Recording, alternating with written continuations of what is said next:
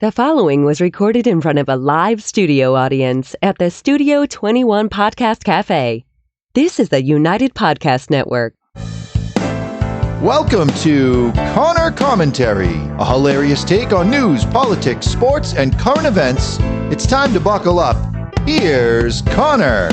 What's up, guys? We're back. It's week 9 now. I can't believe it. Time's flying. I have my friend Leo Rodriguez in here. He was on week 2 with James. He discussed music. This time we're going to discuss a little sobriety. I know last time we talked about it a little bit, and a few people actually sent in messages. And if anybody watching does have a message or they want to hear anything specific or have me bring on any specific guest, message me on YouTube, Facebook, wherever you're watching, and I'll get back to you. And people did want to hear about sobriety, so I figured I'd bring you back on. Yeah. We'll get into it, and we'll talk about what sobriety is, because we were even just talking about that on the way here.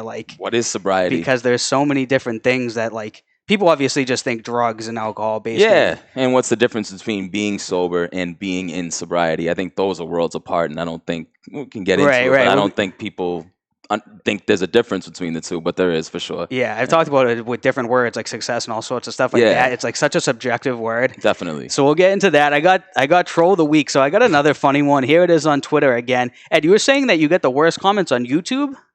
Was that it for the show? Yeah, YouTube's usually pretty brutal. They're bad on there, huh? Yeah. I haven't gotten any bad. It's all Twitter for me for whatever reason. YouTube can be pretty harsh. Are they? I'll go through the comments. I'm like, ooh. Oh yeah, because you're on there yourself. Yeah, people are just ruthless. Like, okay. Well, I mean, even just reading other people's comments. Right. Each other. Yeah, that's funny, but kind of mean. Yeah.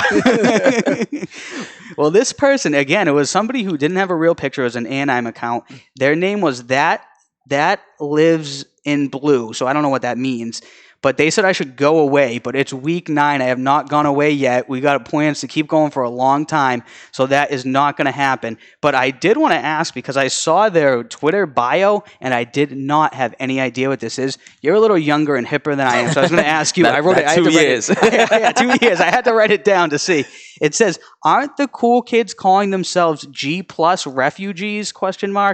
I'm one too. Please give me clout." So I know what clout means. What does G+ refugees mean? Do you know? No. Okay. Not even the slightest idea of what that could mean. No idea. No. Okay, I scrolled through it, and it was Anaheim stuff of Anime? Yeah, is that what it is? Yeah, anime. So it's anime. cartoons and stuff? Yeah, it's a Japanese art form, like cartoon. That would make sense. That looks like it was. Who knows? The people, I always forget that these people might not even be American. They might not even be obviously the people that they're presenting themselves as, most likely not to, I think I get a lot of that because a lot of the people, it's that's not their real picture. It's a wicked weird name. The funniest person was the Incredible Bad Speed. I love that person. They had a fake picture too. But all right, then we got to get into Beat Pete, and it was another beating by my mom. Pete actually had a pretty good showing. He went 9-5. My mom went 11-3. Shout out Heidi. I know, seriously. I'm starting to feel a little bad for the guy. I don't want his job to be taken, but this is turning into a bloodbath, man. I mean, would your mom consider relocation to take his place? I mean, they might have to work with her. I don't know. She's having a new kitchen built, so she might not right now because of that. But, I mean, we'll see. They might have to get her on the line. Who knows? I'm bringing in the ringer all of a sudden, you guys. So... yeah, Pete 9-5. My mom 11-3. So that puts the total at Pete is 55, 50-1.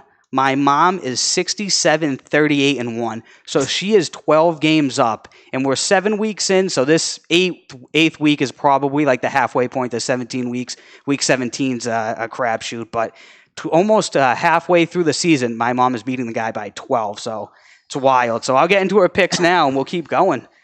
So Thursday night, we have Minnesota, Washington. She's going Minnesota. That's an easy one. Indianapolis, Denver. She's going Indianapolis. Chicago, the Chargers. She's going to go Chicago. What a crapshoot for the Chargers. Melvin Gordon fumbling on the 1. That was nuts, the poor guy. But I think Chicago's going to bounce back as well. That defense is too good to stay down. Atlanta, Seattle. She's going to take the Seahawks in that one. I think they'll bounce back as well. Jacksonville and the Jets. She's going to take Jacksonville. Hopefully Sam Darnold isn't seeing any more ghosts. Do you see that, Ed? I did. Yeah. I mean, the whole thing's just kind of mean. Look, yeah, the boogeymen were coming for him. He's a young quarterback, and people always heap too many expectations. Yeah. Now you're supposed to just walk on the field and be a superstar. Yeah, right? that's very true. He had a great week the week before, but you're not going to get the consistency until you spend more time in the league. right, and it's so tough to expect him to do it versus the Patriots. Oh yeah, this season their defense is just unstoppable. I mean, he just got over mono, right? Right, he's right. just a that's kid. that dude. That's a kid. Yeah, he's only 22. He's literally a kid. Yeah, he's 22. He's mad young. So he's 22, and the Patriots just went after him.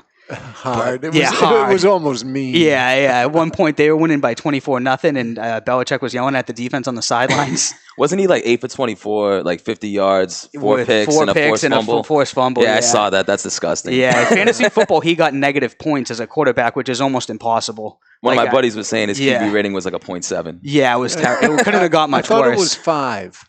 It might have been, His QB rating? If you had a good day, it's going to be in the hundreds. Yeah. Just for dismal. comparison. So it was dismal for the and poor Belichick kid. was just mean with that whole punt thing, right? Yeah, I don't know what he was doing there. He was definitely mocking him. He was running clock off. Oh, that's what he was doing, So right? he took the delay game and he reset the clock, right? You can't take another delay of game without getting an unsportsmanlike. So they false started, right? A pretty bogus looking false start. Hey, man, that's what he does. Yeah, he finessed. That's what he does. They finesse. He's the best He at works it. within the rules. Exactly, because it wasn't illegal. All right, so that was Jacksonville, the Jets, and my mom has Jacksonville. We got New Orleans, Arizona. New Orleans, that should be another easy one. Buffalo, Philadelphia. My mom's going to go Buffalo. The Rams and Cincinnati. My mom is taking the Rams. Tennessee, Tampa Bay. My mom's going to go Tennessee. Detroit and the Giants. My mom's going to take the Lions. San Francisco, Carolina. She's going San Francisco. We'll see if they stay unbeaten. Speaking of the Patriots, my mom is going to take the Patriots to beat Baker Mayfield and the Browns. Bold pick. Yeah, it's a bold pick there. Yeah, Baker's on watch next. Houston, Oakland. She's going to take Houston. Then Kansas City, Green Bay. She's going to take Kansas City. Whoa, no Patrick Mahomes. We'll see. That's going to be a really good game. Pittsburgh, Miami. My mom is going to go Pittsburgh on Monday night. And, just before we do this, I saw today on Twitter or whatever it was, Ed, I had to ask you, today is National Slap Your Annoying Coworker Day. I don't know if anyone out there knew that. So I didn't know who I slapped? I just wanted to know now that you know that if you needed to take a break and go downstairs or anything. I can hang in for now. You can wait. All right. We still have time after the show, right? Oh, yeah. Yeah, I saw that. I'm like, there's a day for everything now. There's a lot of candidates I need time to make. There's a lot of people who could make the list, right? Yeah. Did you slap anyone at work today? I did not. I was unaware. You didn't know until I told you, right? Yeah, I did not know what slap a coworker did. You don't do it anymore now that you're sober, though, right? Yeah, there'll be no slapping of coworkers or anything like that. Right. All the nonsense kind of. It all stopped a few years ago, and we did a lot of nonsense. But yeah. So how old were you when it started? How old? You're 26 now, right? Just for the record. Yeah, I'm washed up. Turned 26. You're washed up. I'm 2 years older than you, but go on. Just turned 26 like a couple weeks ago on the 10th. I probably started using. It was probably 14, 15. Probably closer to 15. Yeah, that makes sense because then I was 17. Yeah, we probably got into it around the same time. Yeah, and I bad influences. I mean, I was my own bad influence. I think, I was 15. I was actually at my own house. It was I think it was my sister's graduation party. You were there for sure. I was there, yeah. And there was just liquor flowing everywhere. Right. College grad party. Yep. So I did what any 15-year-old would do. I snuck some liquor for the first time. Got trashed. Did you? Loved it. Yeah, yep. Loved every second of it. And from there, it was a wrap. Yeah. It was just a wrap after that. I was that numbing feeling like, oh, this is great. Right. And then I was just like I want that again. I want to feel that again for the rest of my life. Like that feeling. So I just chased it. And then once you get into drinking, especially in a young age, it turns into the binging where it's like you don't hit a bottom. Like you want to keep going. You drink until you can't possibly drink anymore. If you're an addict, being mature, a mature drinker doesn't exist. But as it is, if you're young, you might not necessarily have like a problem, but because you're young and mature, you might not know your limits yet because you're so young. Right. So, but later on, after a few years, I realized it was slowly destroying my life, and it was something I needed to nip in the bud. At what age did you realize it? Well, I don't know. Let's see. Did you realize it and keep going?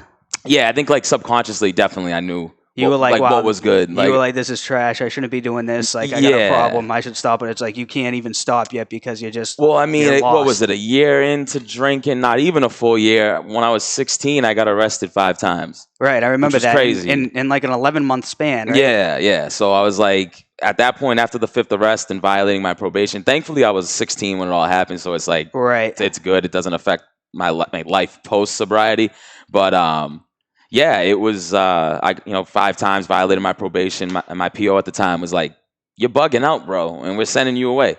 And I just never believed them. I was like, you're not going to do that. Like, and then they did. I got arrested on like the 5th time while I was on probation, violated it for getting arrested. And then, I remember going into the jail and they sent me downstairs underneath where you're like in the holding cell with everyone, waited for like the little trial, and they shipped me off to DYS. And that was, if you're not sure what DYS is, Department of Youth Services, which is basically kid jail.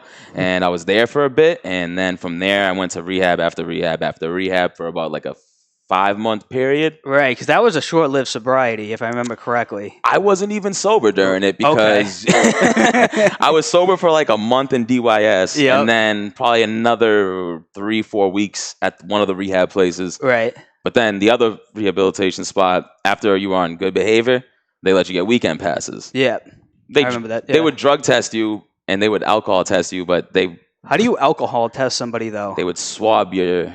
How long does that go back? Not long enough that they would be able to really know. Right. I mean, so if they let you go home on a Friday night and then you did it, Monday morning? Well, it would take you usually Monday morning. Right. Yeah. So then and then it wasn't even every time. It was just like by chance at random. So I would get trashed every weekend. Right. And this is when Four Locos and like Four Locos. Oh my God, Four Locos! Anyone watching? You guys remember those? This was terrible. This was when that was just getting hot. So I was down to like 2 of those, getting blacked out, and then going back to rehab, which should have been my first. Like, oh yeah, you got a problem. Like you're getting drunk on your weekend passes when you get home when you should be in rehab. So. Yeah, that was like the first time I ever had to like go to rehab. Do you think that that's even counterproductive, is pushing people into it, because then they won't actually do it unless they truly want to get sober? Because when you went back, like you went on your own, right? Yeah. This time they forced you in there. Yeah. So I feel like almost when you force the people in there, it's not a guarantee to work. It's more if they actually genuinely want to change on their own. Yeah, it's not a guaranteed, and I would still advise and give that push because they're never going to be ready until they're ready, but that might be when they're in a casket or in prison. So there's the time's now. So it's like if you got family and loved ones and you're lucky enough, which I was, to have them push you, definitely go. It's not bad to push them to go even if they're not ready, because everything I learned, that was part of the experience, and part of the growth was the time when I was 16, 17, wasn't ready. And then a few years later at 22, when I got sober for myself and was doing it voluntarily and the state wasn't forcing me, I took those experiences and was able to implement them in my current state of mind. And because of that, I think it had a larger, more profound effect on my current state of mind and my sobriety. So I think it's a journey. And even at 16, 17, when I didn't care about getting sober, had no intention, it was it was building sort of in a weird way the foundation to my sobriety. Like it's a long, long journey. Right. And I'm still on it. The journey ain't over until I'm dead. Right. That's what pretty much everyone says. You're always still an addict. Yeah. It's just, for sure, 100%. So it was 4 years ago almost now, huh? 3.5 years. Yeah, 4 years sober will be on February 6th of 2020. Yeah, it was the Super Bowl, right? It might have been around that time. Yeah, I feel like it was for some reason. Could have been around that time. I don't know why I know that. And then we're going to get into what is sobriety, because even we were talking before with Ed, there's so many other things like what was it, Ed, in California? California sober. California sober. You still smoke, right? You still smoke weed, but you don't drink. You don't drink, okay. That's me. I'm California sober. I smoke weed, but I don't drink. I don't do any other drugs at all. I just smoke weed, and that's it. Being completely sober mean that you don't do anything mind altering? I guess, but that's just that would be the pure definition. But at the same time, even at these AA meetings, which I attended, both involuntarily and voluntarily, they would encourage you to smoke on your breaks by allowing you to take the 15-minute breaks and go out and smoke. So they give you a cigarette break. Yeah. Yep. So you're inhaling nicotine, which is a mind-altering substance. It's a stimulant. And then not only that, they also provide you with caffeine, another stimulant, which is a drug that's mind altering. So even at these establishments, which I don't have nothing against AA, I think AA is a great place, but I think that's just how unclear even the people that are helping people are on what sobriety is, what is sober. And, because people look at me and I sometimes if I tell them I smoke still, they're like, oh, you're not really sober. But I know me and I know I'm really sober. It's only sober from what you want to be sober from, right? Yeah, I think it's a fine line because then there's people that are in denial and they're like, well, my real drug of choice was, say, heroin or opioids, but they still have a drinking problem. But because they don't do the heroin and opioids, they don't think they're an addict anymore. But it's a gray area. And I think everyone knows, every addict knows deep down inside, when they're tripping and when they're within the realm of sanity and they're not bugging out and using to escape something. Right. I think they know. I saw something too, and it said about drinking, it's like when it has negative repercussions on your life. Because obviously there's millions of people who drink and there aren't any really like negative repercussions. Yeah, there's plenty of people that drink normal, like regular. So if you smoke and there's no negative repercussions on your life or like anything negative that it's happening to you, I guess, does that still constitute like sobriety? I mean, I guess it depends on what your definition is. I guess it depends on who you ask. And also like there's plenty of people that are sober maybe 2 years in they're sober in the sense that they don't drink caffeine, nicotine, they don't do nothing at all. They're dead sober, but they're not in sobriety. So being sober and being in sobriety are worlds apart. I know people that, like I said, that are sober but not in sobriety, and being sober is great because that's the foundation of you building a new life that you're trying to build for yourself. But if you're not willing to take the steps after, because again, being sober is the foundation. If you're not sober, everything else crumbles. Right. But that's literally the first step. And that's like probably, addicts listening to this maybe might not want to hear it, but getting sober is probably the easiest part. It's after. It's that after the 2-3 months honeymoon phase of doing something new, exciting, that's good for your life, fades out. And then you don't have the drugs to use to cope with the things because at the end of the day, most, I'd say, if not all addicts are using to hide from whatever inner demons or whatever it is. So they use different coping mechanisms, which are usually different drugs. But yeah, and once that 3-month window, that honeymoon phase of getting sober and all that's over, you're just stuck with that reality. You don't have that. You don't have that. Right. None of the problems have gone away. They're still there. You just don't have what you've been using to take them away. Yeah. So you're just kind of like, well, shit. Like I got sober to be happy, and now I'm sober. I'm less happy than I was. Yep. But that's when you just got to keep going. And that's the difference between being sober and being in sobriety or recovery. When you're in sobriety and recovery, you're doing the healthy coping mechanisms, whether it be, if you're in sobriety, you may know some of these, the DBT, which is dialectical behavioral therapy, or CBT, which is cognitive behavioral therapy, which are basically just, it's jargon, but basically what it means is you're rewiring the way you think in your brain. So you switch your pattern of thinking. And it sounds corny, but over time, it genuinely does have a positive effect on you. And then there's other theories like radical acceptance, accepting maybe things that have happened and that radical and just fully accepting it for what it was and not hiding from it. So there's a lot of healthy... What's radical acceptance? You just like come to an epiphany? Essentially, yeah. Like if something horrible, like instead of hiding, dodging it, or ducking from it, you accept it and you accept it fully what happened. And then you work through it. And that's really the only way you're going to get or be happy or be fully in recovery, because being sober, like I said, it's just the foundation. Everything else that matters is what you do after. Do you go to therapy? Do you seek counseling? Did you cut off the friends that were putting you in those positions? And if you're not, then good luck, because inevitably you're just going to I think that's one of the biggest things that I've seen and that I've read, and you can tell me if you agree, that like if you keep hanging around with the people who are doing the same things, like the same things are going to occur. 100%. I think that's in everything, not even in sobriety. It's like whoever you're hanging around with, we've talked about it before on different episodes, it's like you're just going to keep doing the same things. You're going to stay stuck in the same pattern. Yeah, I mean, people say you're the average of the 5 people you spend the most time with. Right. And depending on who you're spending your time with, that may not be a very good average. Right. Yeah. And if that continues, if you keep doing the same thing and they're doing the same things, like it's going to be inevitable. But then at some point, you almost don't have the same interest anymore, right? So if what was bringing you together was just doing drugs and alcohol at the same time, then that's probably what they're going to continue to do. And then if you remove yourself, you go back and you're sober, it's probably like what am I doing? Did you have those moments? All the time, which was like, I think that was good because that really solidified it personally in my own mind. Like, you don't even, like, I don't even yearn to like it was the weekend. I didn't do nothing. I was content with just chilling at my house, hanging out with my mom and chilling with like my dog and like whatever. Like, I literally have no desire to do that stuff. And it's because I know what comes with it. And I know what quality of people come with it, which they lack quality. And it's not even like they're bad people. They're just in it themselves. So it's like and misery loves company. So they all just mingle. So, and it's like, it's not like they're bad people, but they're just in a bad spot in life.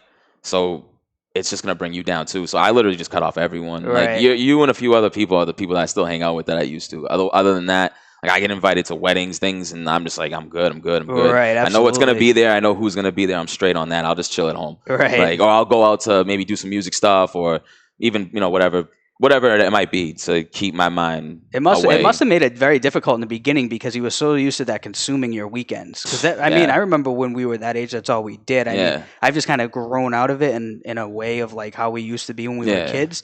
But like, you stopped 4 years ago. There was no way I wasn't out of that like type of mentality yet of where like every weekend we just got fall down drunk. Yeah. And like, so what did you start doing? Did you just isolate yourself? I honestly don't remember. It's not healthy too, but I kind of did. I mean, I didn't really isolate myself because like I always had my mom. So that's like, I'm so pumped and blessed that I had her as a support system. So I never was like fully isolated, but I did cut off a lot of people and I stopped hanging out and socializing as much with those same people.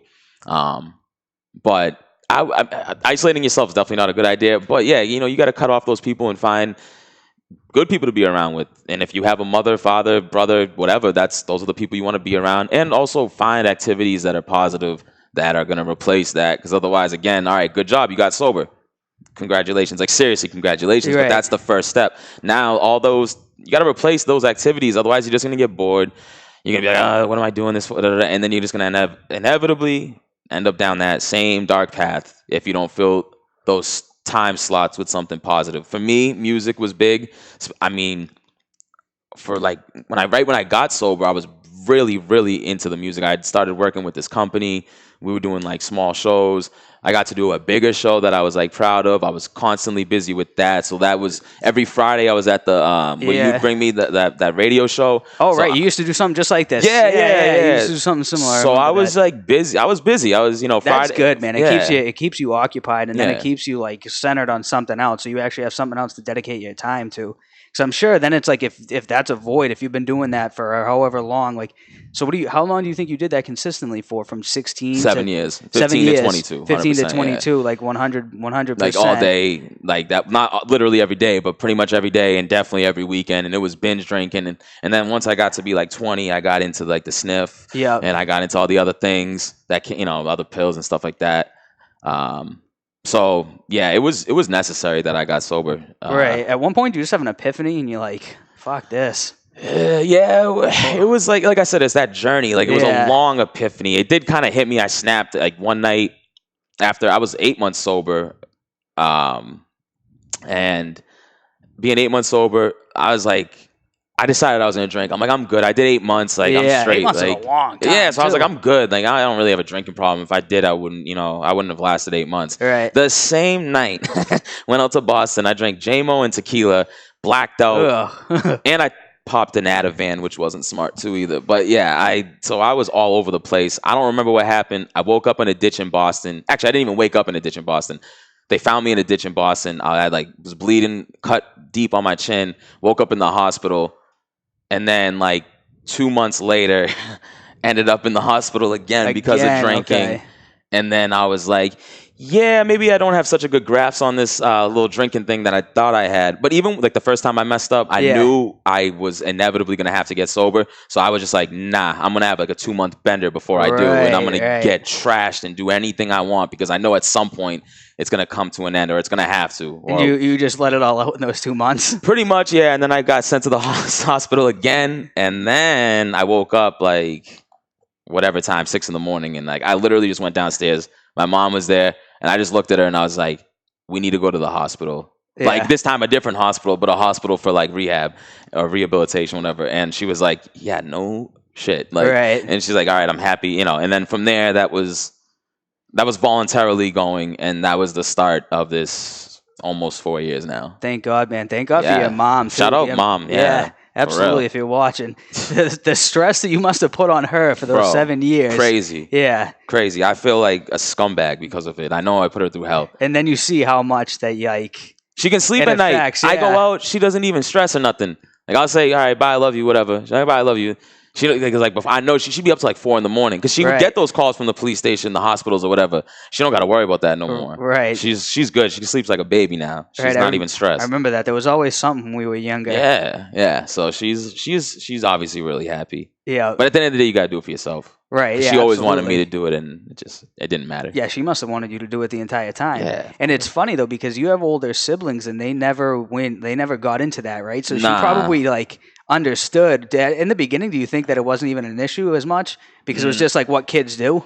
She was always or did you take it to the extreme? I think I always took it to the extreme right out the gate, and she always wanted what was best for me. So like with that combination of me taking it to that extreme right away, and her being the caring, loving mother she is, led to that clash immediately. Because I know there's so many people, obviously, who are like, when they're later in high school and then especially college, they go off to college, they go nuts, binge drinking, they party all the time, and then they come back and they're older and like they're fine. You know what I mean? Yeah. So like parents don't have to worry as much. Yeah. They don't see it. It's out of sight, out of mind. They don't see it. It's out of sight, out of mind. And like when you even think about it, you're like, it kind of is what it is. Like that's what college kids do. It's almost like it's like very widely accepted. It's weird that it's accepted because like I don't know. It's honestly super weird because when you think about it, if you do anything else, like alcohol fucks you up, you know what I mean? So if you do anything else, it's like seriously frowned upon. Other than benzos, it's the only drug that I've ever taken that will literally make you not remember anything. Right. Like that's wild. Like you can do something and not like even like other substances that I've even like say mushrooms or something. Yep. You remember everything. You're not like. But like alcohol will really, really mess you up, like severely, like to the point where you don't remember nothing. That's crazy. And it's funny. I got to ask Ed on this one because he's slightly older than us. But Ed, when you were a kid, was marijuana seriously frowned upon? Much more so than now. Yeah. It was if you smoked, you were like a burnout, and you were like doing drugs. That was one of the school categories. You had the burnouts, and you had jocks. But, yeah, I mean. People weren't viewing it as, it's equivalent to heroin or anything. Yeah. But, I don't think the cops would necessarily even arrest you, but they might. Right. But I'm just thinking from like the standpoint of like, it's not even, it doesn't mess you up like alcohol does, but people had the like, they viewed it as far worse. Right. Yeah. It's far worse. But when you think about it, it's like, the repercussions, like people don't really smoke weed and go nuts. Not so much. Yeah. People get drunk and then they do these things and you're like, oh my God. Life-changing event, some people, you know what I mean? You commit some wild crime when you're drunk and then you're in serious trouble. Yeah, it's nuts. And then you can not even know that you did it. But of course, in those days, the weed wasn't nearly as potent. This is very true. Now. Right. Weed now is good. Right. Yeah, they do part. They do whatever they do to it now. I don't know. I don't even know. I mean, I was out of that for a long time, and I was just confused the first time somebody's asking, "Well, how much does a dime bag cost?" I'm like, "Well, $10." Right. I mean, so I guess that sort of lingered as a quarter ounce is a dime bag. Okay. It's not $10 anymore. Right. Yeah. No. I don't think you can get anything for $10 these days. A gram. Yeah. Is that what it is? That's about it. Maybe. Yeah. Yeah. So what do you think? What advice do you have for anyone watching? Sheesh, that's a lot of weight on my shoulders. I don't know if you're in sobriety or if you're an addict in recovery or if you're an addict that hopes to be in recovery. And they actually do a show out of here, by the way, specifically for that. It's called Addicts in Recovery, isn't it? Friends in Recovery. Friends in Recovery, yeah. So if you guys want to watch that, absolutely. It's on YouTube, right? Yeah, it YouTube, airs Facebook. On Tuesdays at 4 p.m. Eastern. Okay, it's on perfect. Facebook and YouTube, as well as all your common podcast places. There you go. Definitely check them out. But I guess just if you find that support system, and if seek help, if anything. If you're not sure what to do, where to go, call a local hospital. Tell them what you're going through, and try to find a bed and stay there for a few days, and then they'll have an outreach program and they'll set you up with programs to go to afterwards and at least put you in the right direction. Because I knew something that I struggled with, as crazy as it might sound, is I needed help finding help. You don't know where to go, what to do. if it's your first time getting sober. And I was lucky enough to have a mother that was able to help me too. But like, if you're by yourself and you don't know like who to look out, like who to look for, who to reach out to, you might need help finding help. So, call your local hospital, tell them what's going on, and they'll put you at least in the right direction. And then from there, stay there for a few days if you need to. Or they have outpatient programs. They also have IOPs, which are intensive outpatient programs where you partially live there. You go to work during the day and maybe go there from 6 to 9 at night for like a month span. So there's a lot of different services out there. Just look for them. It might be hard and it might not be easy, but it's out there. Just call a hospital, call a shelter, do what you got to do and find that help. Get sober. Right, it's out there. You can make it happen. All right, you want to promote the music? Why not, right? I do music. I do music too. You can check me out at Raw Tendencies. That's RXWTENDENCIEZ. It's on Twitter, Instagram, SoundCloud. I appreciate y'all. There we go. All right, guys. Thanks for watching. And if you're on Facebook, make sure you like, share, subscribe. Same thing on YouTube, any platform you're watching. And if you guys want to tweet me, at me, let me know what you want to hear, and we'll talk about it in the future episodes. Thanks, guys.